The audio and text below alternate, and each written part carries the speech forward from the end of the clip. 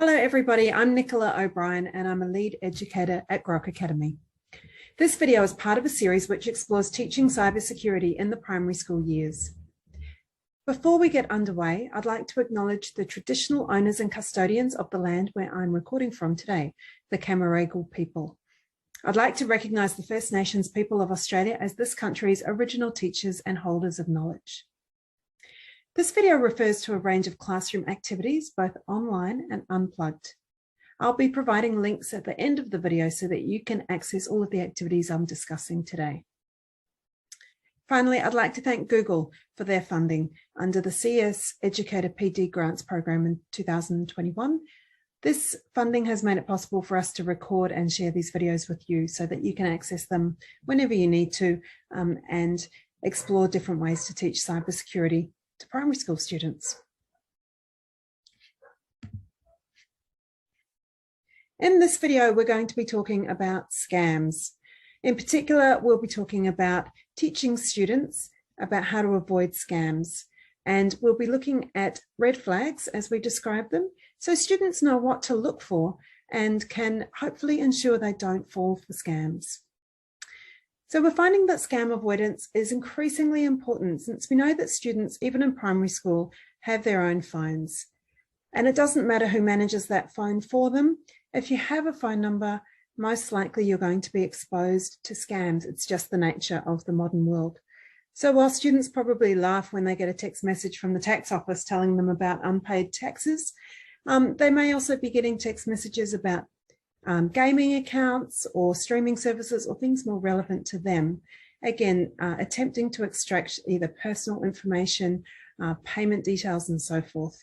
And the key to avoiding scams is to understand what to look out for and to know what to do when you receive a scam message. I guess the essence of what we want students to come away with is an understanding of what to look out for and to engage with some critical thinking when they receive messages on whatever device it might be, so that they pause and think rather than falling into the hands of the scammer and acting in an immediate reflexive way without having a think about really what's going on there. So I'll run through an unplugged activity and also an online activity and chat through how these might be useful for you. And these two activities, the unplugged and the online, mirror each other quite closely, so that the activities are nicely connected in the classroom and you can pick and choose which bits you want to use.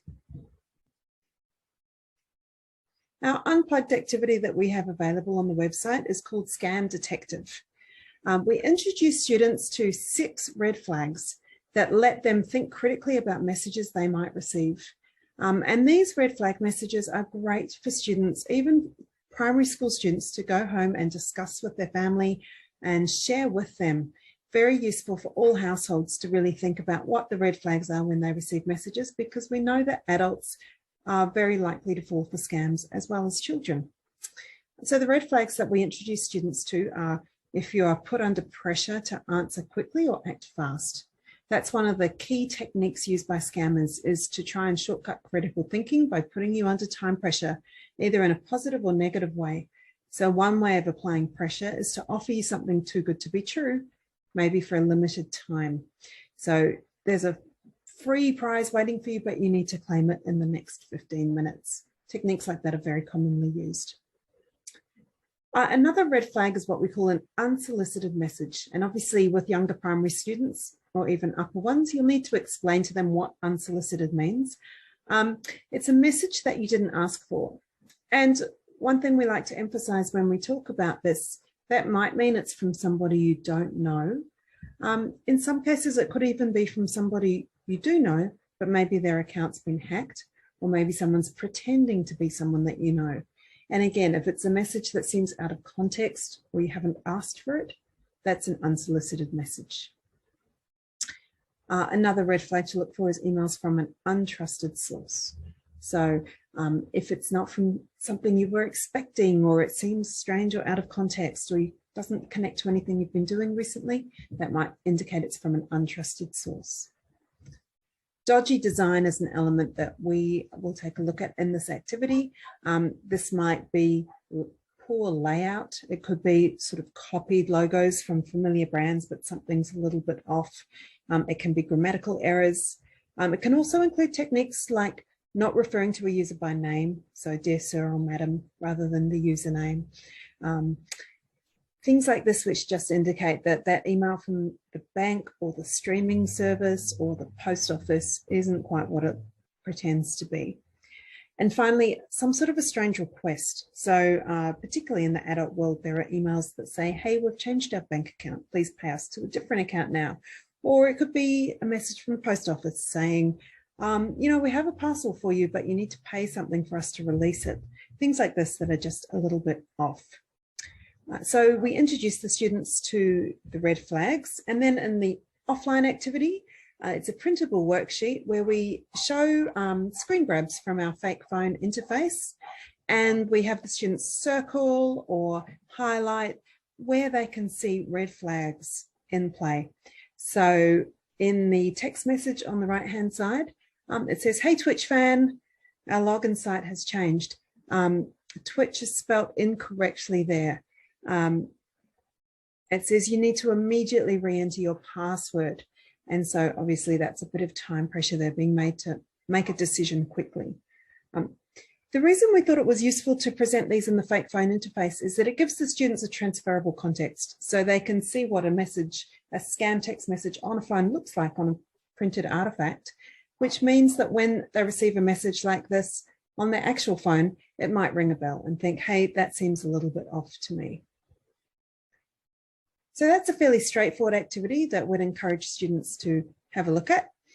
We've had a bit of fun and designed a classroom poster, which you can download from our website and print off, or if you want it to look super glossy, you know, send it through to your local printing store or something like that, and they can do you a big copy. Really nice to have in the classroom as a reminder when students are just looking around, and also a great reference point. So, you know, in the morning, I know I get scams quite frequently. Bring it up in conversation with the students and talk about how you detected the scam.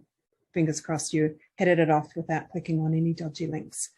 So again, we provide an example here of an email in an inbox, and we highlight some of these red flags in action. So that's another activity or, you know, artifact that you can download and use with your students. So the key learning outcome with both the online and the offline component of these activities is knowing how to identify a scam reduces the likelihood that you'll have your information or identity stolen. Some of the other activities in the series of cybersecurity resources we have talk about sharing information and privacy, and introduce students to the idea that they need to keep their information private. This activity talks about how people might try and steal that data or private information, and students learn that if they can spot a scam, there's a less chance of that information being taken. The red flags are a really easy guide for students. In terms of an online activity, you'll see that these mirror the offline activity, and it's up to you which components you use depending on access to resources and so forth. These activities are more interactive in the online course. So in this case, we have an email in the inbox, which is from Top 10T, and we ask the students to think about which techniques have been used in the activity. I'm going to jump across into the live version now. Apologies. And here's my email inbox, and I can open up the Top 10T email. I can already see, click here to win the prize. And when I get onto this website, it's asking me to provide a lot of personal information. I can see some pretty bad looking layout there. And I can also see from the original email, something too good to be true, the subject line, you're a winner. It's not something I'm expecting. I probably haven't been to Top 10T recently. There's a bit of urgency here. Gulp, don't sip. Click straight away or your prize is gone forever. So here you can see an example of a scam email in action, and students can select the tick boxes here to identify which of the red flags are in action. Another problem we provide the students with is an inbox with a series of text messages, And their job is to go through, read them all, and then from the tick down, choose whether the messages are scams or not scams. So again, giving them real relevant feeling examples that look a lot like the messages that might arrive on a student's phone or other device. Here's an example of an unpaid postage scam, which has been quite prevalent in 2021 as we've all been shopping up a storm online. Mixed in with some non-spam messages. And we've included things like, a blood donation one, which potentially students might think is unsolicited or scammy, but it's not asking to provide any personal information. There's no offer there, nothing that seems too good to be true. So we give some relevant examples for students. The other activity in here, we use an annotation tool. So going back into the inbox, we have an email here now from JB Hi-Fi. It looks like it might be JB Hi-Fi. On closer inspection, we can see that the email address is actually from sales@jbh1f1.com. So that's clearly a sign when we look at the email address that it's not who we thought it was from. And in this case, students can actually come in and line by line, they can highlight things that look like a red flag. And we keep coming back to this idea about red flags to reinforce things to watch out for. We can see there's a strange looking link here that doesn't seem quite right. There's some time pressure. Your account will be charged with $1,300 within 12 hours. So students can come and explore by annotating. Again, if they click through on this link, and we would always encourage students not to click links if they're not sure what they are, they're taken to a website that's asking them to provide personal information and implement some of this dodgy design we talk about with spelling mistakes. And so it's worth reiterating with students again what the learning outcomes are here. Just jump across. Apologies, my screen's playing up on me briefly. So these are the examples that we've looked at. Learning outcomes with the online activities, in addition to what we looked at before, you can receive scams by multiple avenues.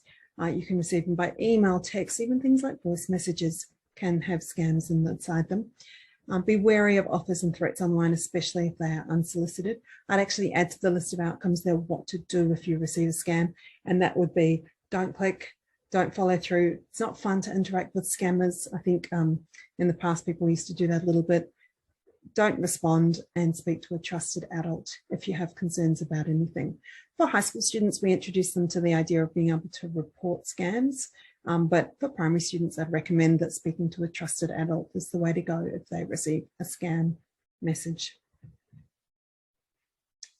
So that's the end of the scams activities that we provide. It's a nice straightforward set of activities, which, as I mentioned, you can use online, offline, whatever suits your needs. In terms of further support for the activities, I've mentioned in other videos in this series, the Unpacking the Curriculum website is a great place to check back in and explore which of the key concepts might be relevant for teaching cybersecurity. And in another one of our videos, we'll walk through where we see it fitting into the curriculum. And this website will be updated in 2022 as the new curriculum rolls out to reflect some additional linkages and references to cybersecurity that we expect to see in the curriculum following an extensive consultation in 2021. The activities I've shown you today are part of our whole suite of cybersecurity challenges. We have a dedicated challenge about phishing and scams, which is well worth checking out, as well as a few of the short problems that you just saw, which are in a course available online called Cyber Marvel. You've seen one of the posters in action. All of our posters are accessible free from our website in high-res images if you'd like to print any of them out and have them up in the classroom as reminders. And all of the activities that we have, the online challenges, have supporting teacher notes and solutions for you so that you can have a look through ahead of time and understand what's coming up for the students. As well as that, there are lesson plans available for the activities we've talked about. And as I mentioned, all the links will be available at the end of this presentation.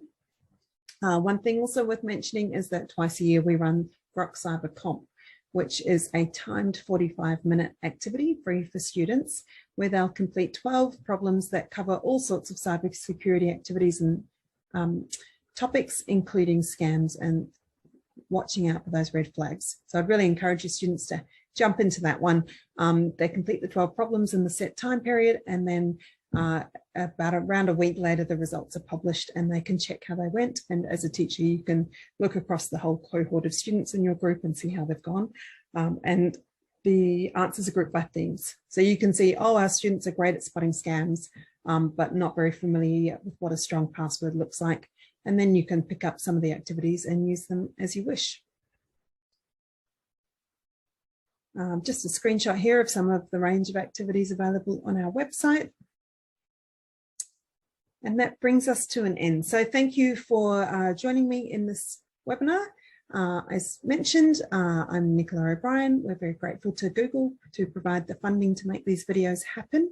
And if you have any questions, please just drop us an email, help@grok.academy.org. If you're online, jump into either Facebook, Twitter, or LinkedIn. You'll find us at all of those places on Grok Academy handles, and you can keep up to date with what we're doing. Thanks again, and please get in touch and let us know how you go with teaching cybersecurity in your classroom. Thank you.